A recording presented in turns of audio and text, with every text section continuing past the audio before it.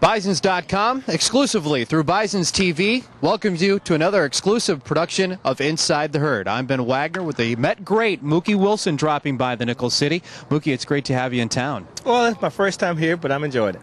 You're back with the New York Mets in a different capacity after managing in Brooklyn for a couple of years. You left baseball. What brought you back specifically to baseball and the New York Mets? Boredom. No, once you've been involved in baseball, and your life just kind of revolves around the action and the excitement and just being busy all the time. And when you're away from it, you miss that. Not only did you get to play in New York, be in the big leagues, you got to do it with the Mets at the time where the Mets were running that town. How awesome was that experience for you as a player?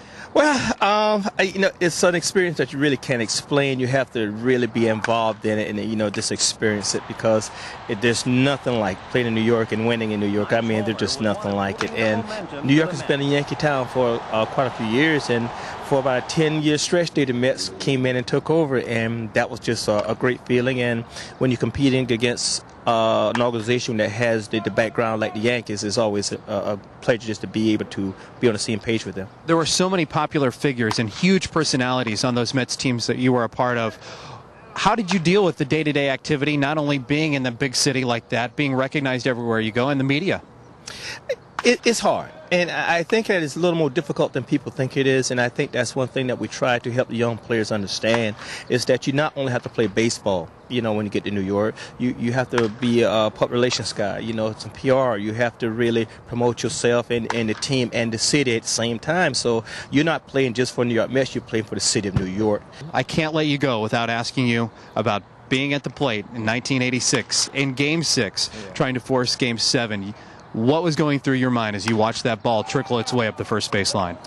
A question been asked many times, and the answer is always the same. I really can't tell you what was going through my mind, because you're so wrapped up in what you're trying to do that you're not thinking about anything else. You're not thinking about the fans. You're not thinking about the count. You're not thinking about situations. You're just saying, put the ball in play. Let's just do something good.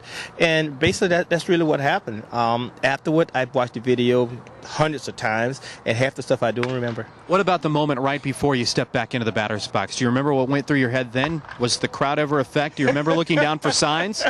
No, there was no sign to be given at that point. When I stepped back in the batter's box, to be honest with you, I remember there was a sign of relief, because after the wild pitch, the score was tied.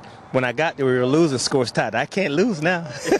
Pressure's off, right? Pressure's gone. It's all over. All right, Mookie Wilson sharing some great Met memories with us and helping the Bisons here in 2010. Mookie, come back anytime. Great to have you on. Oh, I'll be back, and thank you. All right, Bisons TV taking you exclusively inside the herd here on Bisons.com.